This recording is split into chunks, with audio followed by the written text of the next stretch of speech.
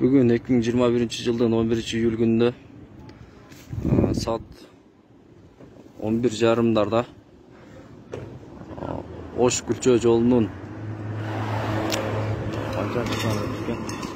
Карабулак айылына киребеш жеринде Оштон келе жаткан Lexus 570 маркасында менен Күлчөдөн Ошко кетип аткан Toyota Corolla автоунаасы сүйүшкөн.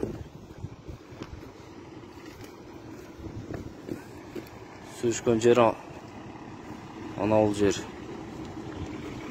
Эки адам мет кеткен, ортунда эки адам больницага жөнөтүлдү.